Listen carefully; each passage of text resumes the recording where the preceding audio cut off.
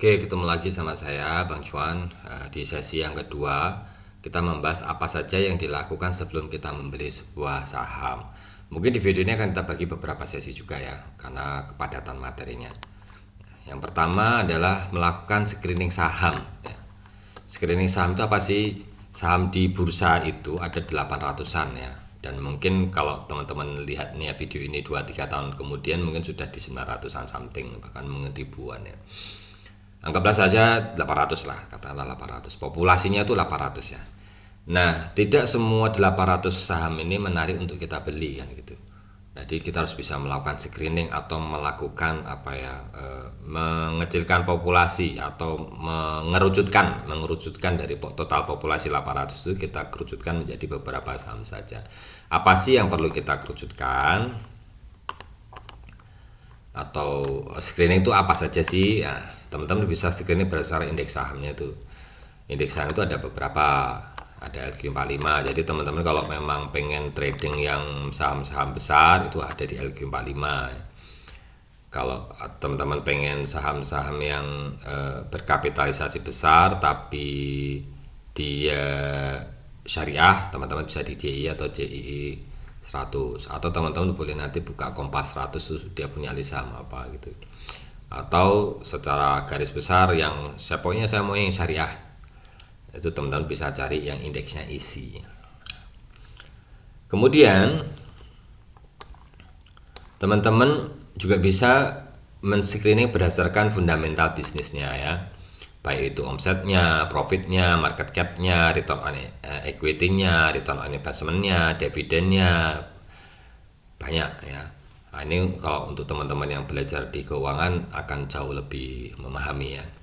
Tapi whatever it is, apapun itu, di beberapa aplikasi itu menyediakan screening yang seperti ini. Kemudian kalau teman-teman ikut materi yang pertama, saya senangnya adalah volume breakout. Nah, volume breakout itu bisa saya cari di top volume yang harganya hijau, khususnya harganya hijau, karena kembali lagi di rumus yang pertama kemarin, di rumus pertama yang ada di video yang pertama itu kan ada volume naik, harga naik sama dengan beli ya.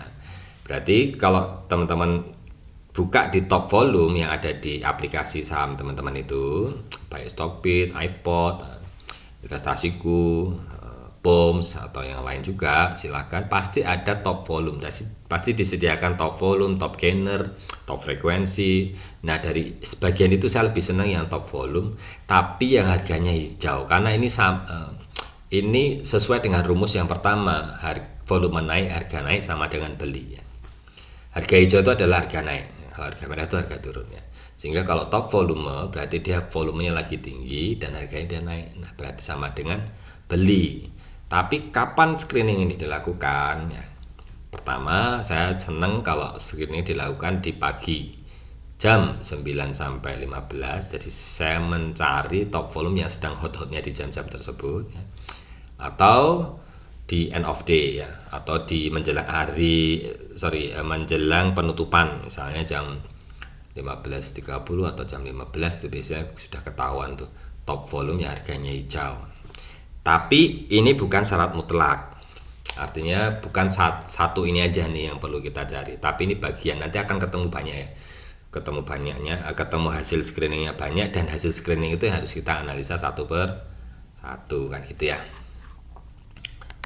Kemudian cek medsos, Telegram ataupun, jadi teman-teman harus, dan menurut saya wajib, setengah wajib lah ya, memfollow orang-orang yang sharing tentang saham, karena mereka sering memberikan informasi atau merekomendasikan atau menganalisa saham-saham tertentu, dan teman-teman bisa pelajari itu.